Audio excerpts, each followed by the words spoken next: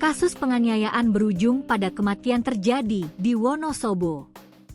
Seorang anak tega menganiaya ayah kandungnya hingga meninggal dunia.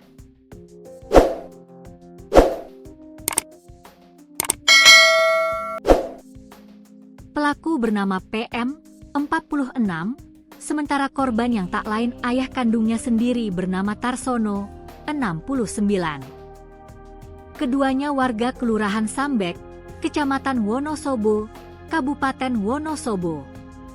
Kapolres Wonosobo AKBP M. Kasim Akbar Bantilan melalui Kasatreskrim Polres Wonosobo AKP Arif Kristiawan menjelaskan, kejadian penganiayaan tersebut terjadi pada Selasa, 13 Mei 2025. Peristiwa tersebut bermula ketika korban menyuruh pelaku atau anaknya untuk membetulkan keran air rumahnya yang bocor.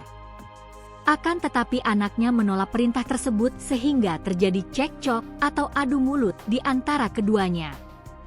Pelaku yang saat itu tidak bisa menahan emosi langsung melakukan kekerasan terhadap ayahnya.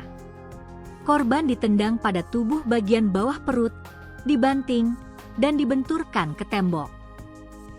Dalam hal ini tidak ada unsur perencanaan pembunuhan, jadi yang bersangkutan melakukan penganiayaan yang mengakibatkan kematian, ucap AKP Arif saat konferensi pers, Kamis, 22 Mei 2025. Peristiwa penganiayaan tersebut juga diketahui istri korban sekaligus ibu kandung pelaku.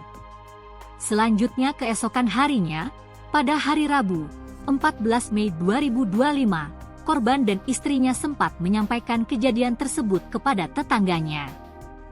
Korban pun mengeluh sakit pada bagian perut. Tetangga korban menyarankan untuk melakukan pemeriksaan ke rumah sakit guna memastikan kondisi kesehatan korban dan menyarankan untuk melaporkan kejadian tersebut kepada ketua RT. Namun belum sempat melakukan saran tersebut, korban akhirnya meninggal dunia pada Rabu, 14 Mei 2025, malam.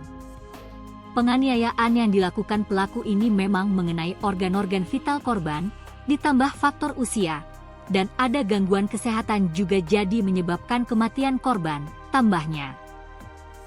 Lebih lanjut, Kasatreskrim Polres Wonosobo menjelaskan, setelah melakukan pendalaman diketahui pelaku mengaku punya rasa dendam terhadap ayahnya sejak kecil. Pelaku mengaku sering diperlakukan kasar oleh ayahnya, sering dibentak, terus ada permasalahan keluarga.